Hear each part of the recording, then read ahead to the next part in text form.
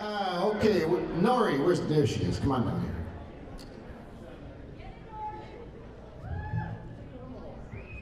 Oh, okay. Hi, everyone. I'm Nisa's little sister, for those of you who don't know me. First, I want to say thanks for coming and sharing this special day with us. And Nisa, thanks for choosing me as your maid of honor. Well, everyone, it's finally happening. 3 years later, and here we are. Seems like just yesterday, Nisa and George were in high school, and me, being no more than 7 or 8, would sneak down the basement steps as quiet as possible to spy on them. What else are little sisters for? I would sit under the air hockey table unnoticed for hours while Nisa and George just sat there and did homework. I always knew they'd end up getting married. I could just tell from the smile he put on her face. And if I didn't know by that, then I knew by all the times she would call him. I swear, they never got off the phone. All I would hear over and over in my head is, "Hi, is George there?" Constantly rang in my ears. I saw how happy George made my sister at that time, but it wasn't until Nisa and George's first Christmas together when I knew he was meant to be in the family. I somehow got lost in Tunkhannock at 2 a.m. on Christmas Eve, and poor George, his first holiday with the Zaccheo family, came to the rescue. And thank God he did, because Santa was coming that night. After that, I knew he was the right guy for my sister, and I knew he would treat her right. As their relationship grew, the more I liked and accepted George as the brother I never had. Now he's the father of my niece and nephew, Bambino and Tori, and my official brother-in-law, and I couldn't be happier or ask for someone better. So George and Nisa, I wish you all the happiness in the world for your marriage, and I'm so honored to be part of your life together.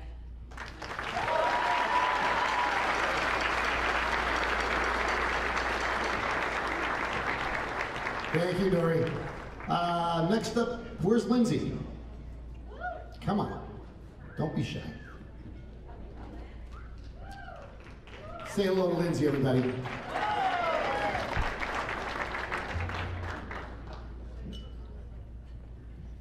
Hello, good evening. For those of you who don't know me, my name is Lindsay Cora, and I am Nisa's other maid of honor. Let's see. I'd just like to thank both the Degilio and Zaccheo family for this beautiful event tonight with Nisa and George. I know this day will forever be your anniversary date, but George, something I have to tell you. About 3 months ago, Nisa and I celebrated another anniversary. She likes to call it our friendiversary. So in May, Nisa and I celebrated our 17th friendiversary. So you see, she was mine first. My earliest memory of Nisa was when she moved into Fawnwood, so it was June 1999. She moved in. I was so excited that there were more girls in the neighborhood. Somehow she wound up on my front porch. We were talking, laughing, and eating Oreo cookies and milk. Times have changed. Somehow Nisa spilled the milk all over the porch, and in seconds ants were all over, and the rest is history. That's my earliest memory of you. Throughout the years, we spent countless nights sitting on those Fawnwood front porches. We shared secrets, gave advice, planned out what we thought our futures would look like, maybe even who we thought our husbands would be. It was there that we learned the best hide-and-go-seek spots in Fawnwood, how to do a flip on the trampoline, and no matter how much sun-in you put in your hair, you never quite looked like the girl on the bottle, because that entire summer our hair was orange. The years continue to be filled with road trips with Mariah Carey, All I Want for Christmas Is You, entire conversations spoken only in mean girl quotes, and nights filling out our bachelor bracket every Monday night. Somehow during wedding planning, Nisa lost track of the bachelor, but I didn't. We shared in many accomplishments, such as graduating from high school, getting accepted into college, and even getting engaged. We also saw each other through some of the most difficult times in our lives, and those are the times you find out who your true friends are. So, Nisa, I thank you for getting me through some of the hardest times in my life, and I know I helped you through some of the hardest times in your life. You're my partner in crime, as we always say, and you're the sister I never had. But then one day something happened, the inevitable. Nisa was babysitting. I went over and she said, "I met a boy." So at that point I knew things were gonna change. It wasn't just her and I anymore, sorry, George. So, I don't know, I learned about this boy. She talked about him constantly. And I know Nori always heard, "Is George there?" Well, I always heard, "George!" Constantly. So Nisa chased George for quite a while. I don't know how keen he was on the idea at first, but 8 years later, here we are. It must have been the mullet. Sorry. We tried to get it back tonight, but he wouldn't do it. So they ended up spending a ton of time together, but I don't think they were ever alone. As Nori told you, she was either there or Dan or I was usually the third wheel, so I think we still are sometimes. So Nisa and George, it's been an honor to witness your entire relationship, all 8 years, the good, the bad, the ugly.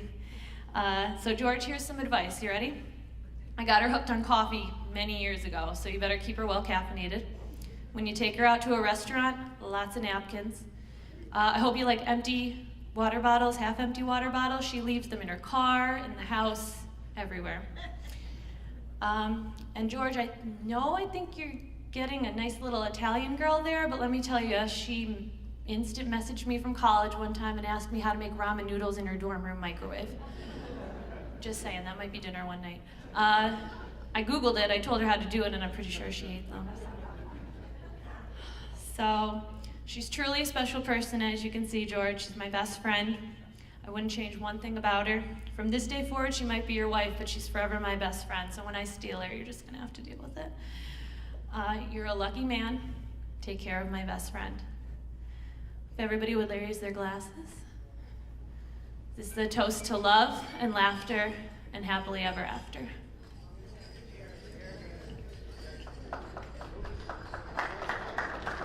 That's Lindsay, y'all. Come on, give her a little sugar here. Very good. Best man, Daniel. Where's Daniel? Come on down here, Daniel. You guys can applaud. You know, we're not that formal here. Say hello to Daniel, everybody. Get some love here? Okay. So for those of you who don't know me, my name is Daniel Davies. I have the honor of being one of George's best men. George and I have been best friends literally since diapers. And honestly, ever since I was old enough to even comprehend what a best man speech was, I've been thinking about the day that I would give his. Now, in all honesty, the majority of those years were spent basically thinking about how I could come up here and roast you for a couple minutes, and it just didn't work out that way. As I got older, I started to realize it meant something different. It meant that you and I had something special. We had a relationship that most people will not understand, that's for sure, but all would be lucky to have. We first became friends as toddlers in my mom's daycare, and then we just never really separated from there. As kids, George and I did pretty much everything together. We went to summer camps, played all kinds of sports, including some very short-lived trials of karate and gymnastics. You remember that? And then, of course, what good childhood is complete without putting together a band, right? Come on, here we go. So George and Dylan and I, we had a band called the Firecrackers. And although we never really made any music, we certainly thought that we were pretty awesome. Had one song, right? Don't want to get ready for school today? Clearly inspired by our love for school, obviously. Then on the other hand, like any true childhood friendship, George was always the one I got in fistfights with, the one I always threw under the bus when I got in trouble, the one who made me more mad than I could ever possibly imagine, and the only one to ever get me called to the principal's office, twice. But he was also the one that I always ran to when something was wrong, and the one that I trusted more than anybody else. So childhood went on, we were best friends, everybody knew it. It evolved into high school, and at that point, we were like a married couple. We each had a slightly different group of friends, but what was funny was that if either one of us got invited somewhere, it was always a two-part invite. It was like people just knew that we would be together, and 99% of the time, they were right. So one night, my cousin Kevin, wherever he is, he called me up and he said, I'm having some friends over tonight if you and George want to stop over. So I was like, yeah, we'll come. So there it was, the whole two-part invite, you and George and Dan. So little did I know, little did George know that that night would be the night that he would meet the woman of his dreams, his future wife, Nisa.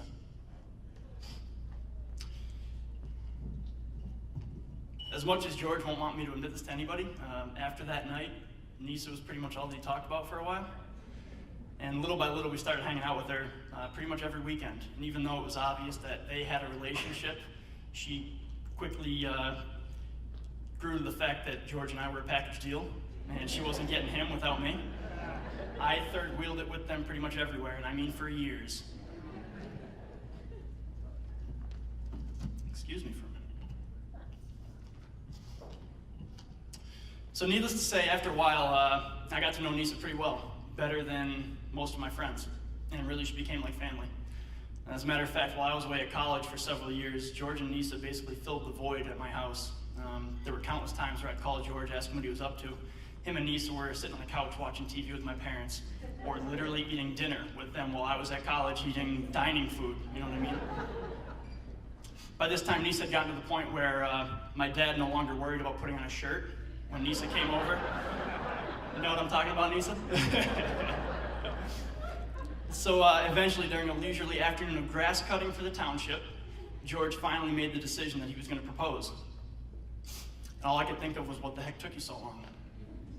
So finally, here we are on your wedding day. You guys are going to spend the rest of your lives together.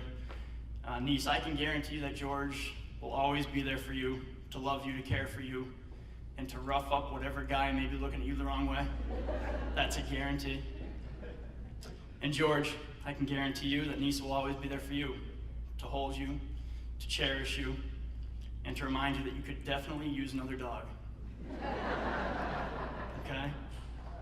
In all seriousness, guys, I think you guys are an awesome couple, okay? I'm excited to see what the future holds. I wish you many years of happiness. I love the both of you. Again, can everybody please raise their glasses? Toast to George and Nisa, newlyweds. Hear, hear.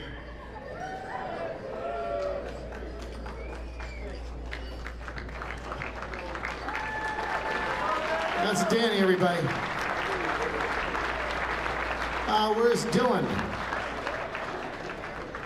Come on, Dylan. You guys better get more champagne. Waiters? First off, George and Nisa, thank you for making the one person who was horrified up here go last after all those three. I appreciate that. Well, for those of you that don't know me, I'm George's brother, Dylan. I'm one of the best men. But I am not good at speaking. I'm horrified, honestly. So just work with me. It's gonna be short and sweet. It will not be a half hour like Dan's. But all right. So as most of you know, George and me, we went through some tough times a little while ago. Losing my sister. But then Nisa came into our lives.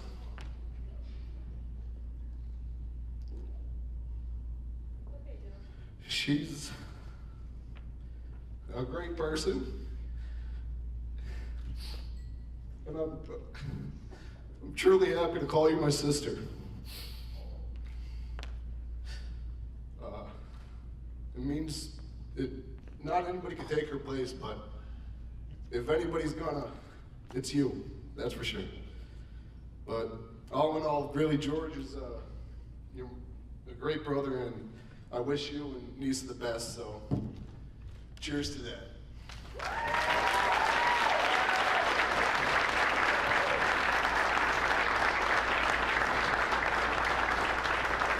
That's Dylan, everybody. Father of the bride, George, come on down. I'll meet you halfway, how's that?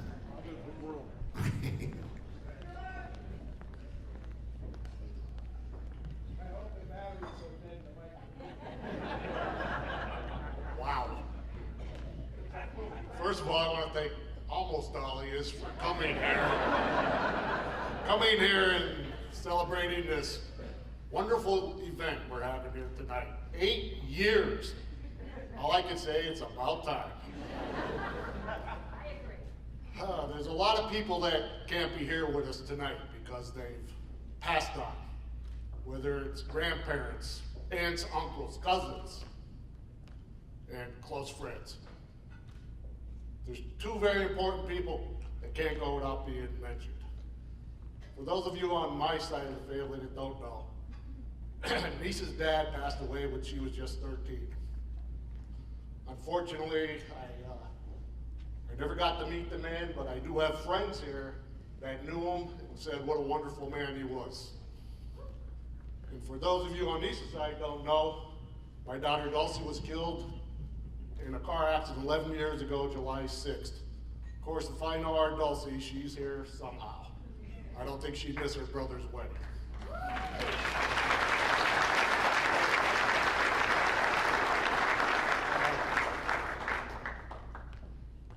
In those past 11 years, Tam and I have been to 1,735 weddings. And I'm serious, it was a lot. And every time it was time for the father-daughter dance, I would quietly get up and leave and go outside. Those past 8 years that Niece has been with us, every time it was time for the father-daughter dance, Niece would either beat me to the door or she'd be right behind me, and we would both be outside crying together. 2 years ago, they set their date, and we had talked about me and her doing a father-daughter dance, but since have decided it's too emotional, and I was kind of hoping we'd do the twist because I'm an excellent twister. I'm really a good twister, but it'd be too emotional, so we decided that we wouldn't do it. 11 years ago, I lost the opportunity to walk my daughter down the aisle, but Lisa gave that back to me today. It meant a lot to me, Lisa. I love you.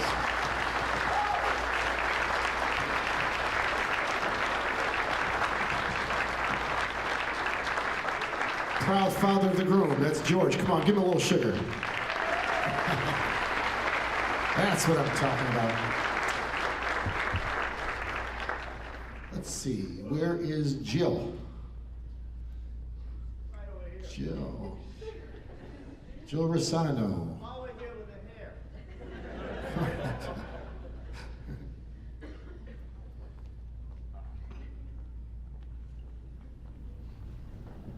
Would you all please bow your heads for the blessing?